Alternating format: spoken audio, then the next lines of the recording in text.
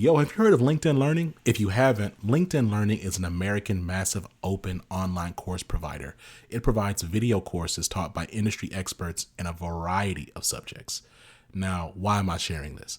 I'm sharing this because Living Corporate is in partnership with LinkedIn Learning to provide diversity, equity, and inclusion courses. Listen, if you're trying to be a better ally, you want to understand better diversity, equity, inclusion strategies, or you just want to learn how to be a better leader, you got to check out the courses on LinkedIn Learning. So check it out. You can do it one of two ways. You can click the link in the show notes, or you go to LinkedIn Learning and you search Living Corporate. Again, link in the show notes, or go to LinkedIn Learning and search Living Corporate. I'll see you over there.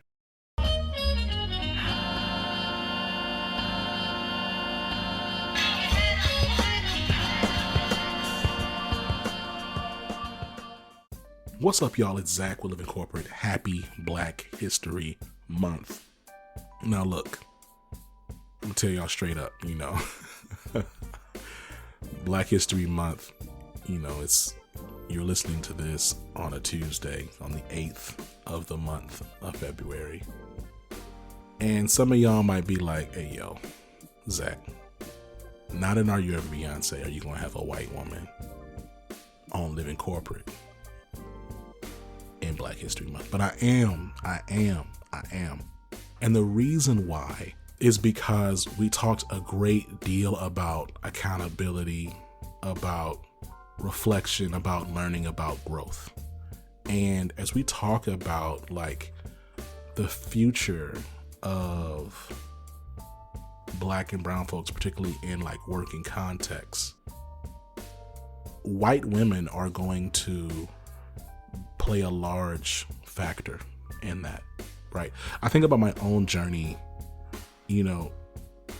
I have had a white woman manager at some of my most critical career spots and stops. And frankly, I was harmed deeply every time. And it's terrifying, frankly, how much power white women wield without really taking any accountability for it.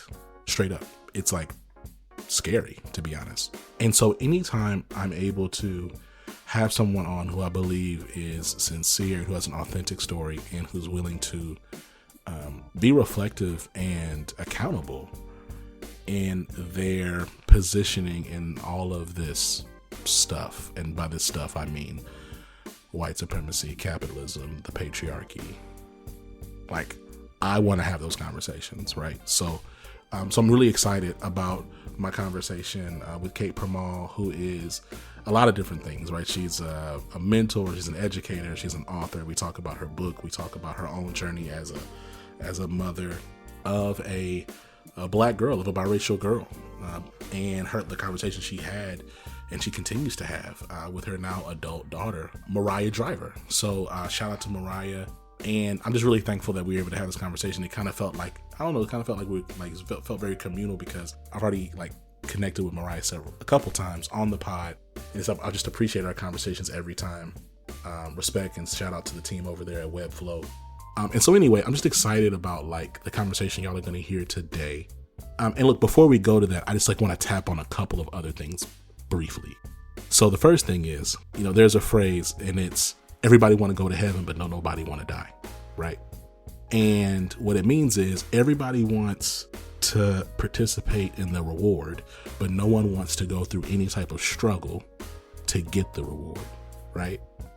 And so, as I think about Brian Flores and him being very public and airing out text messages, which, that's typically frowned upon, to air out somebody's text, screenshots. But I love it, of course, I support it. But he went there and really is taking a stand on a whole media tour with his lawyers, airing it out, right? Letting it go. And, it's sick because everyone's already framing what he's doing as a sacrifice, because that's a tacit acceptance of the fact that we know he will not be getting another opportunity, even though he's not wrong, right? And, I've had some conversations with some friends, some respected colleagues who said, something along the lines of, look, Brian Flores has F you money.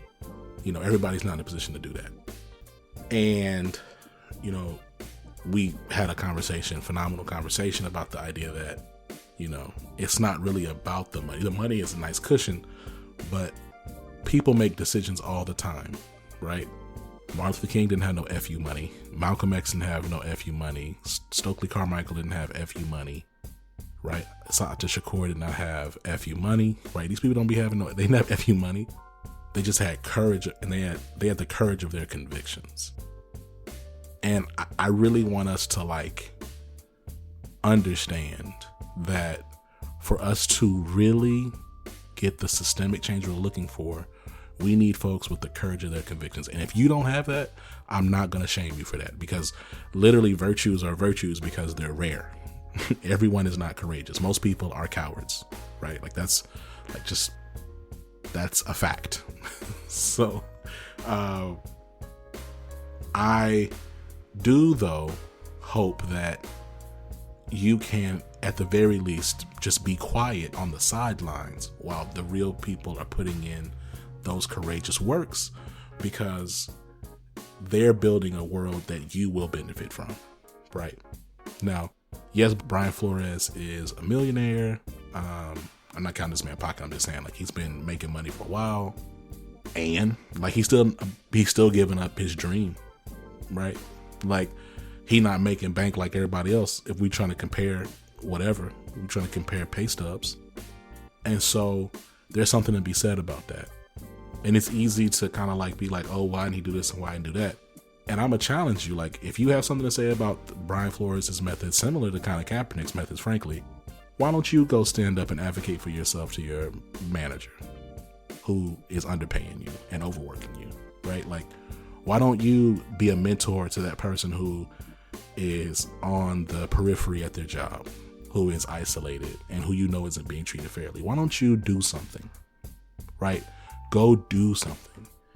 But y'all, I'm excited. I'm excited about what's happening in the NFL, and I'm hoping that it just impacts everybody who's out there looking to get in really exclusive or hard to get places and looking to get their bread, right? I'm never going to shame nobody. Black folks are trying to take care of themselves and take care of their family. And so I hope that this helps us as a people, as a collective.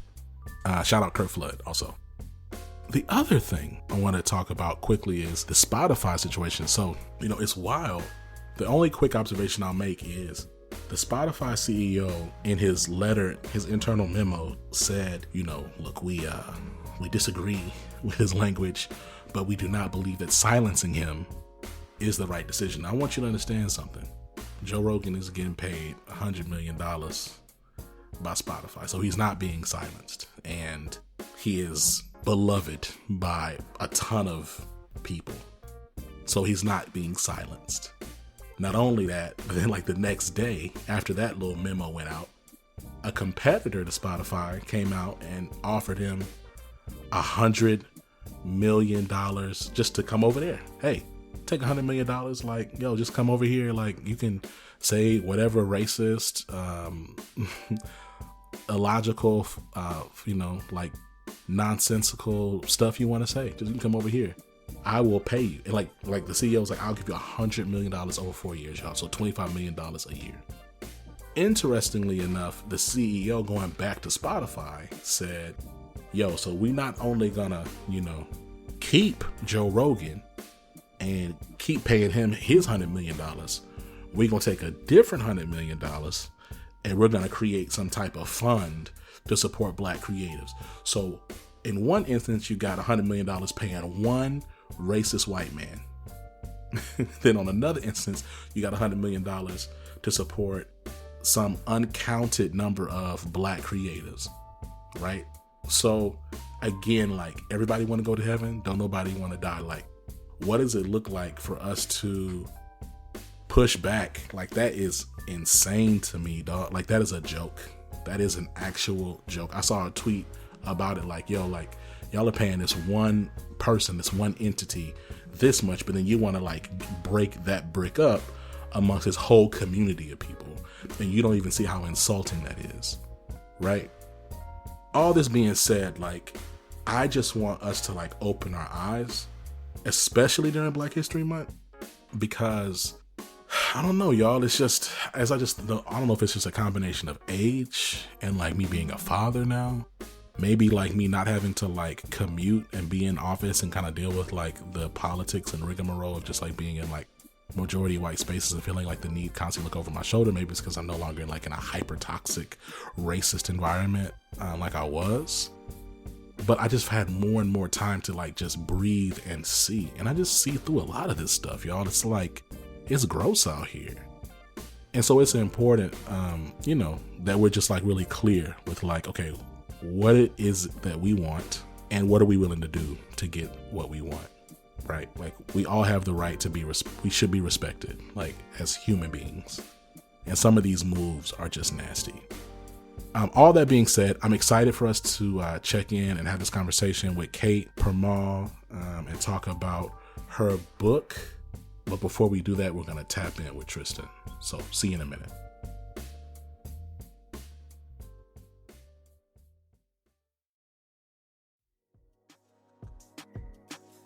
What's going on, Living Corporate? It's Tristan, and I want to thank you for tapping back in with me as I provide some tips and advice for professionals. Today, let's discuss 3 questions to ask your future manager in an interview. Many people see interviews as a one-sided conversation that your potential future employer leads, but interviews should be a two-way street. You should be screening and weeding out companies as much as they are screening and weeding out candidates.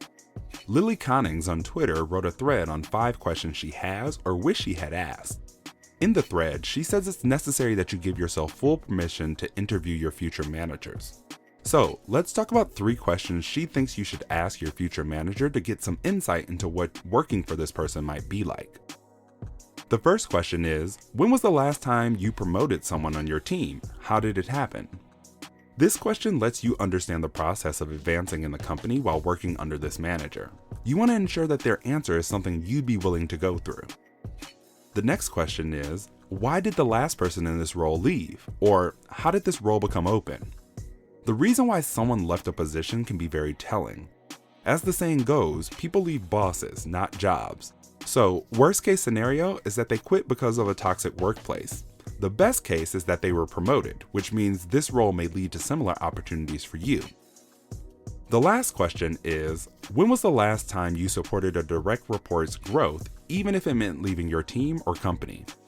This question can throw some managers for a loop, but a supportive manager will care about your goals, not keeping you in your position. It's important that they know when it's time for you to move on. These are just a few questions that can help you understand more about the leader you're expected to work under to make a more informed decision throughout your job search.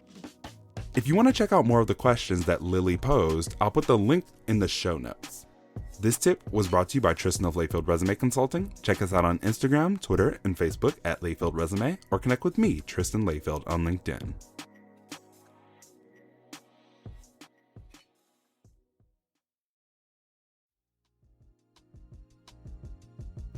Kate, welcome to the show. How you doing? I'm great, Zach. Thank you so much. Hey, listen, I'm gonna tell you something.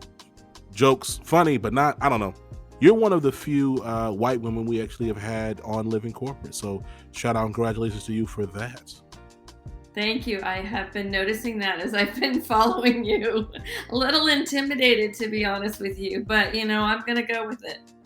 You joined a great number. I mean, shout out to Dr. Caitlin Rosenthal. You know what I'm saying? Like, so listen, I'd love to just start with like diversity, equity, inclusion, like your journey, right? Like there's plenty of folks that I talk to, and frankly, I have a certain level of fatigue of just dealing and engaging white folks in this space. I know there's a certain level of almost kind of like arrogant paternalism that happens when you talk to people in this space, or almost like, or even like opportunism. They kind of like, it's like they throw a bunch of jargon at you, but they're not really talking about anything systemic or meaningful or real. So like, I'd love to just like understand more about like your own journey, your own experience, your own perspective as we talk about like diversity, equity, and inclusion as a space. Sure. Well, mine started out for my own journey in gender diversity, right? I was graduated with a degree in software engineering. I became a software engineer in the late 1980s, and I've worked in technology for most of my career. And I have been the only woman in the room for decades, pretty much. And so there was an element of me that was equating that to other onlys, right, and other marginalized groups.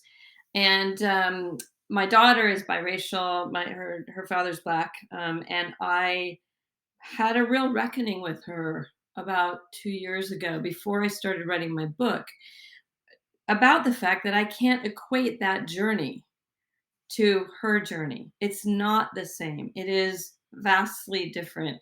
And so we really started to dig into what those differences were, and how, it was a painful conversation for me and for her, because as a white mother, I want to protect my black daughter from feeling the things that happen on a daily basis in the workplace. And I realized that so much of my lack of awareness around that was because it was just so painful to think that my daughter was experiencing things that were really unthinkable for me.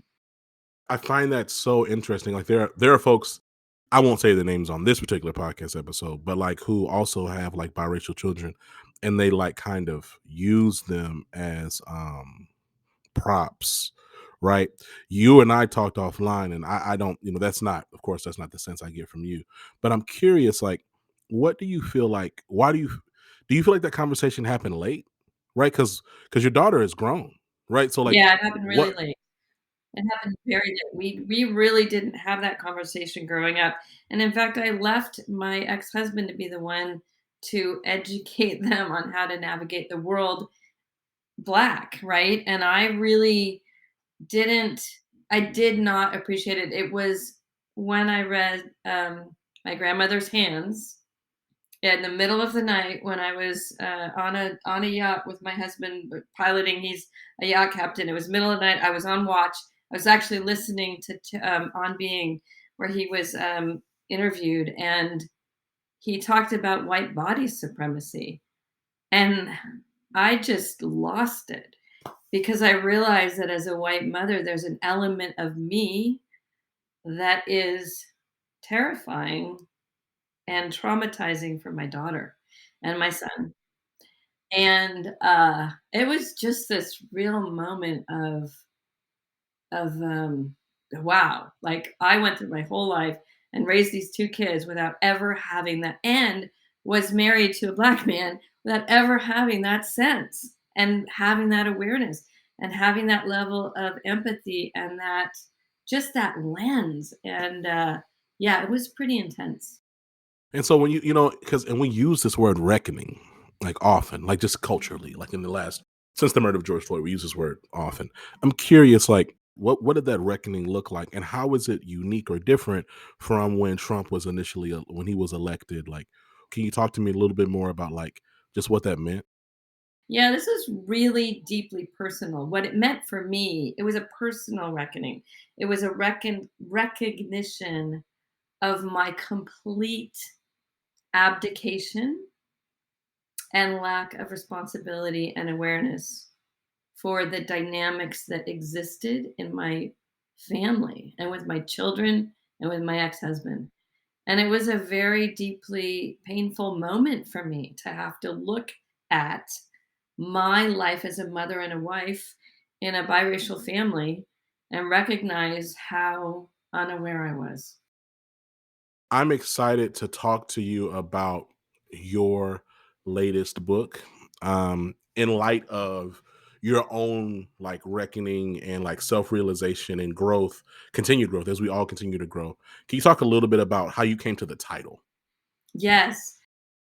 So composure is the state in which you are able to be in. It's that grace under pressure. It's that state in which you are able to be calm in the face of whatever madness is going on around you. And it is this state of resiliency as compared to reactivity. And the whole premise of the book is we can't control our environment. We can't. We can't control microaggressions. We can't control bias.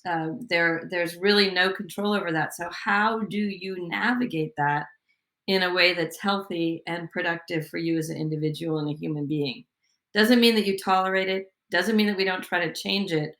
But are there ways, and that's what we explore in the book, to make it less traumatic and less painful, and more, and to make you able to be more resilient in those really difficult moments.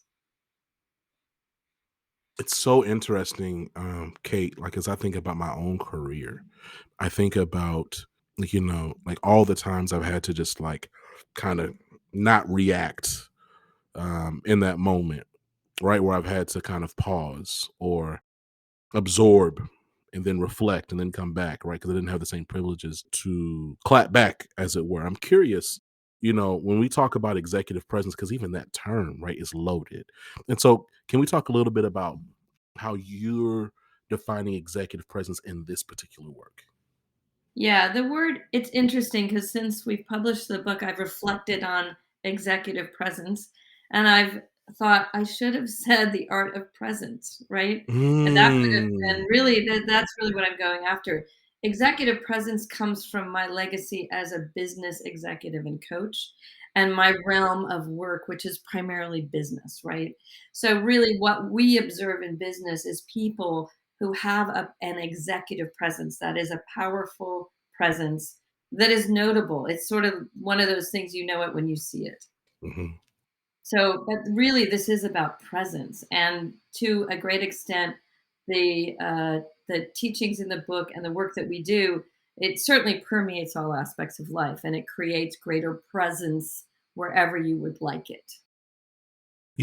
I'm curious as to your perspective on the intersection of presence and like what it is we can and cannot control. Like, and your definition is it rings very true to me. I'm curious your intersection of presence and self advocacy, particularly as a professional from like a historically marginalized background. Like, how do those things marry or work together or coordinate, if at all?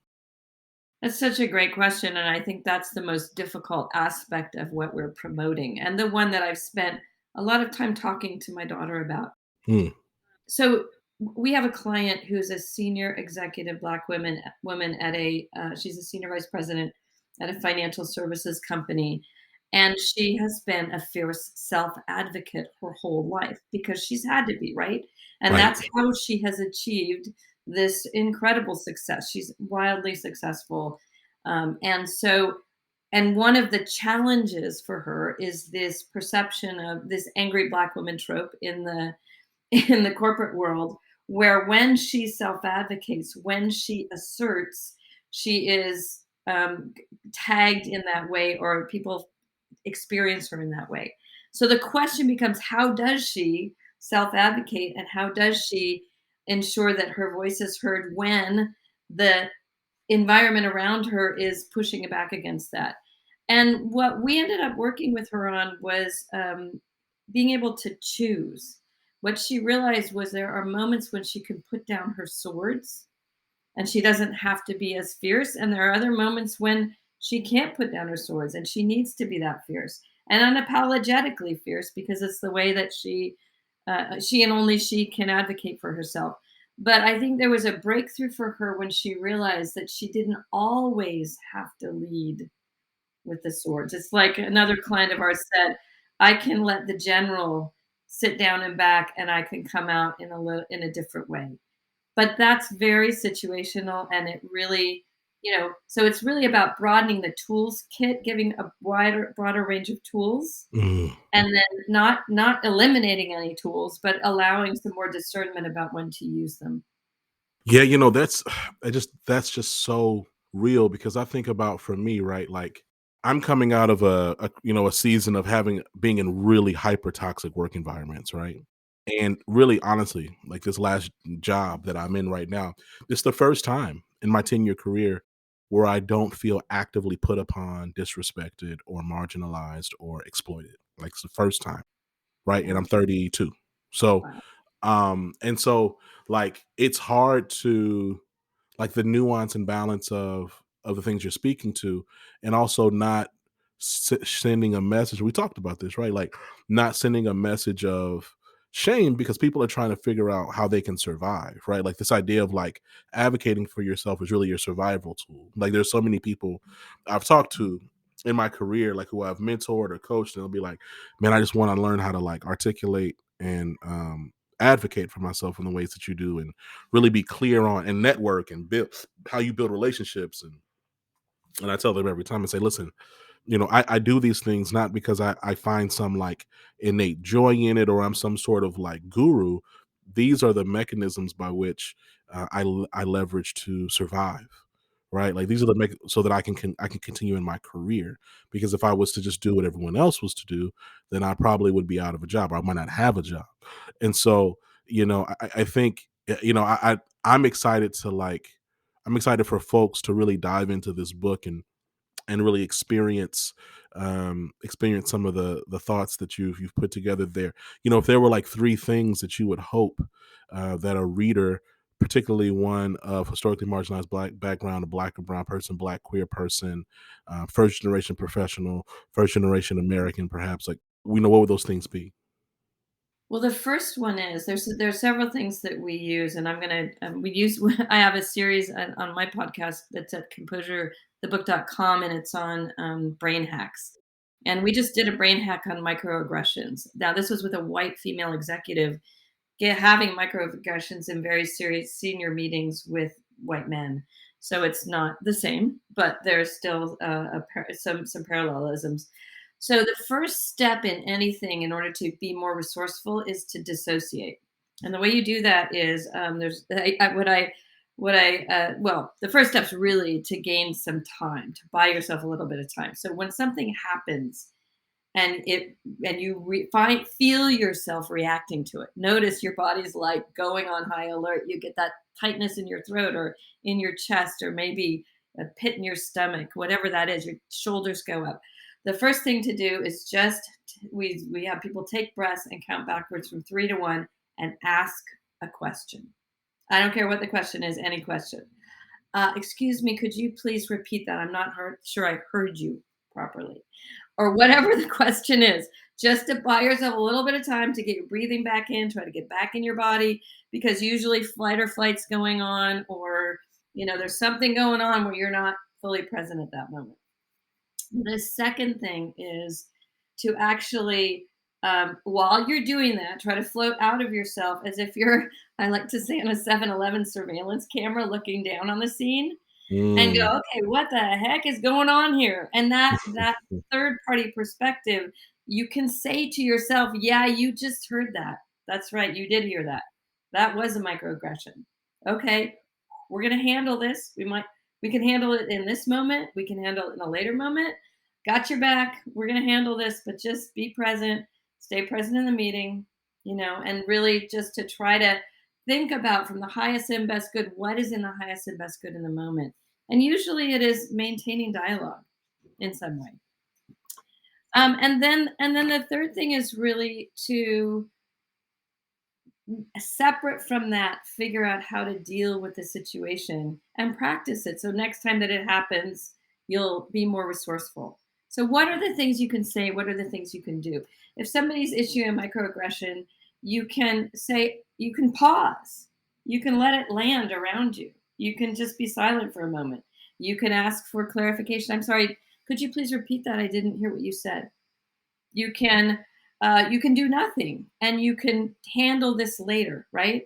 But the idea is we want to add more resourceful options for you than just internalizing it, shutting down, shoving it away, and having it just sit in your system. That's the worst thing that I think happens for most people when they experience this.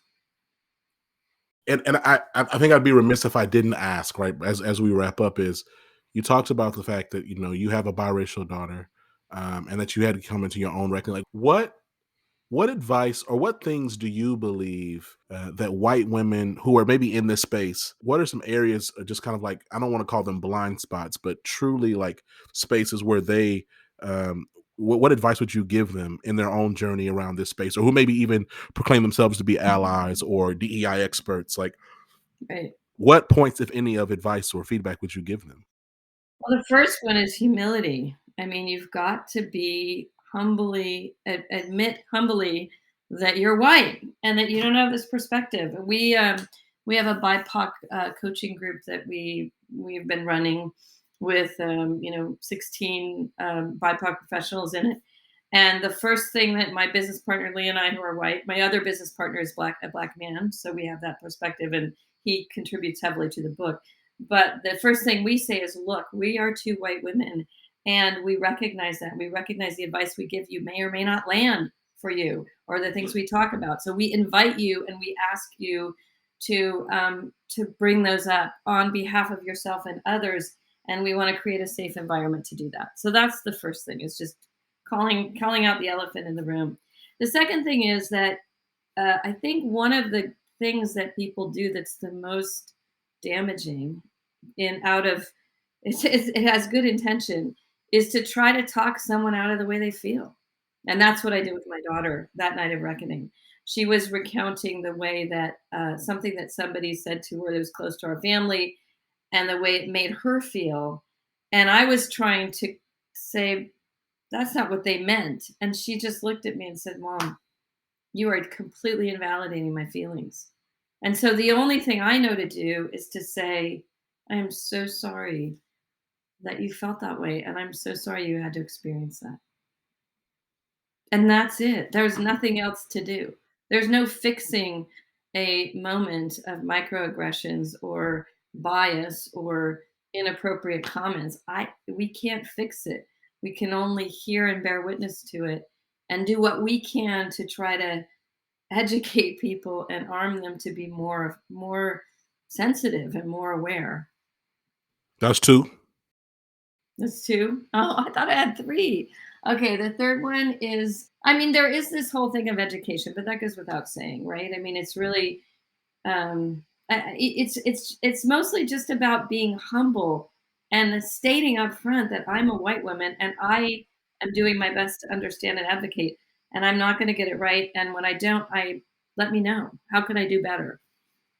Kate, this has been a great conversation. I'm really appreciative of your time, and also shout out to Mariah Driver from Wet My Flow. daughter. Yes, yeah, you remind me of my mom and how you hit me up. She was like, I'm so proud of her, and like, thank you for like. I was like, oh, it like me and my mom, we talk every day. But I called her after you DM'd me. I was like, I'm gonna call my mom. I miss her. Oh, that's so beautiful. The book is called Composure: The Art of Executive Presence. The author, Kate Purmal and Lee Epting. Kate, thank you so much. We consider you a friend of the show. Listen, I don't know if you have any other, like, what your network looks like. If you have a bunch of well-intentioned liberal white folks, please let them know about We Live in Corporate. You know what I'm saying? We take donations. I'm going to. Yes. Okay. All right. I keep sending your stuff to the board. I'm on a board of directors. I send it everywhere that I can. So yes, we want the work. The work you do is amazing, and I love the way that you speak to those in corporates, but you also speak to individuals who are out there in the world trying to make it in their careers, and those are so important. So yeah, we spread this far and wide. Thank you, Kate. We'll talk to you soon, and I look forward to having you back. Thank you, Zach. I appreciate the work you do. Thank you. Thank you. Peace.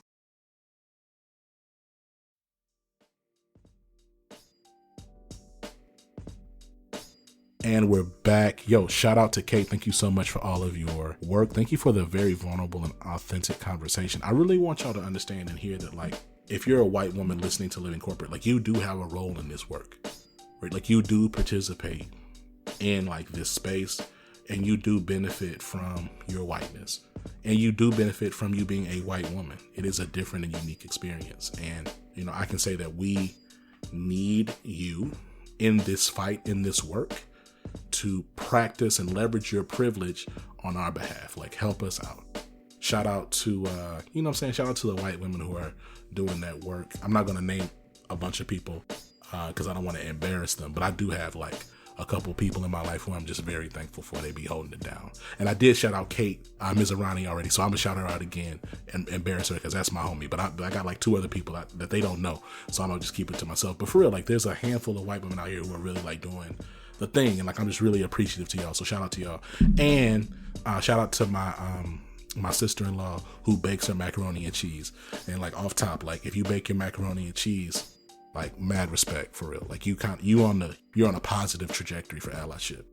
And if you don't bake your macaroni and cheese, like, holla at me. I'm gonna explain to you why you gotta bake your macaroni and cheese, especially during Black History Month. You know what I mean? Last thing, as we celebrate Black History Month, organizations like, if you lead an organization, I want you to listen to me real quick. All right. So like, as you, turn down, turn it up. My bad. 'Cause you're listening to me probably in your car. You listen to me on your phone or whatever the case is. Look, I need you to celebrate Black folks like it's Black History Month every month. All right. Like, don't just do it when it's cute, because that's exploitative, right? Like, don't just do it when it looks nice, but like actually promote Black people, sponsor them, right? Advocate for them. Make sure they're getting the bag they've earned, right? Help them, give them advice, but also put them in a position to grow and succeed, right? Like, do more than like the window dressing and the performative stuff that you be doing typically during Black History Month. All right. Pay your Black speakers. You know what I mean? It's interesting. Like, window dressing is cool because like window dressing is needed, because window dressing is what attracts people to the building, to the storefront. But here's the thing. If the window dressing is super dope and then I go inside and ain't nothing up in there, okay. Well, now not only have you lost a customer, but you have someone actively outside in the street talking about how trash your store is. Okay. Think about it. As my old pastor used to say, you'll get that on the way home. All right. Look, this has been Zach. That's all we got today. Again, shout out to the team. Thank you again to Kate Purmal. The book is Composure, the Art of Executive Presence. We're actually going to be doing a book giveaway. So if you email livingcorporatepodcast@gmail.com, livingcorporatepodcast@gmail.com with your name, your address, and where we can send the book, we'll send you a book. All right, just like that. I ain't even gonna make you do nothing. I ain't gonna make you jump through any hoops. You know what I mean? It's already a panorama. I just want to make sure that y'all get a chance to get the book, right? So just email livingcorporatepodcast@gmail.com. All right, this is the general Gmail. I mean, we gotta be fancy. livingcorporatepodcast@gmail.com with your name, with your address, and we'll hook you up with a copy of Composure, the Art of Executive Presence. Till next time, y'all. Peace.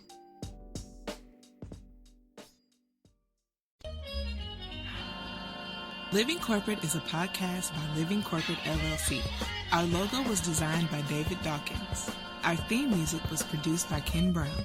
Additional music production by Antoine Franklin for Musical Elevation. Post-production is handled by Jeremy Jackson. Got a topic suggestion? Email us at livingcorporatepodcast@gmail.com. You can find us online on Twitter, Facebook, Instagram, and living-corporate.com. Thanks for listening. Stay tuned.